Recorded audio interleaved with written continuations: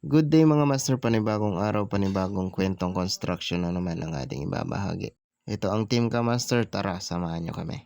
So ito nga pala yung pinick up natin kahapon mga master para sa isa nating project. Nakaready na rin yung mga gamit ng ating roofing team. At nandito na nga pala tayo sa project site mga master at tinatanggal nila yung mga existing na gutter at fascia cover. Papalitan natin lahat yan mga master kasi yung design nito ay hindi naka-design na magkaroon ng spandrel. Dito nga mga master ay nagkabit na sila ng bagong fascia cover at gutter. At dito naman mga master ay magkakanto na tayo ng gutter. Panoorin lang kung paano natin ito ginawa.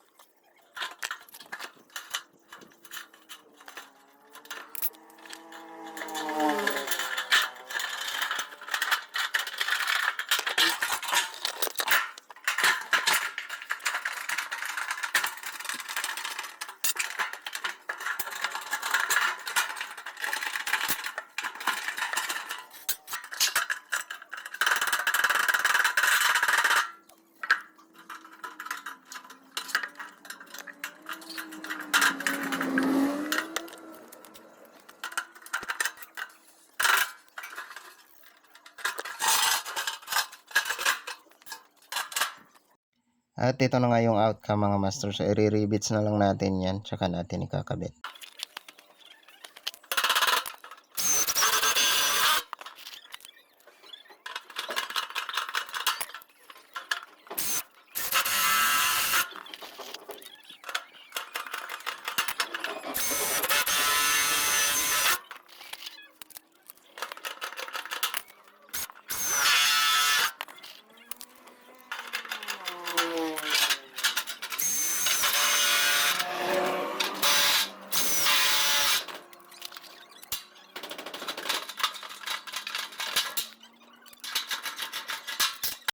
At ito na nga kakabit na nila yung ating kinanto.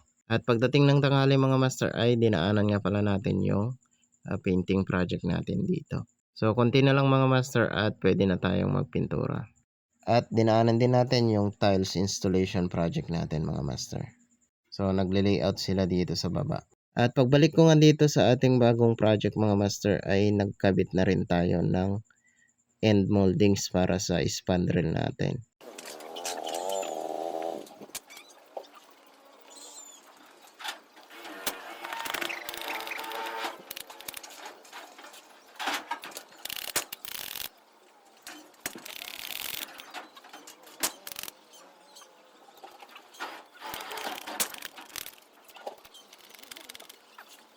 At yun nga mga master, dahil hapon na ay pinatigil na rin natin yung mga tropa.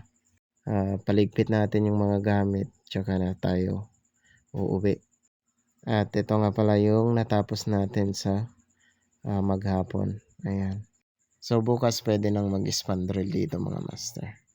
At hanggang dito na lang muna yung ating video mga master. So maraming salamat sa panonood at kung hindi ka pa nakapalo sa ating page ay click mo na yung follow button para sa ganon araw-araw makikita mo yung mga uploads natin about sa construction. So itong Team Ka Master, good day and God bless.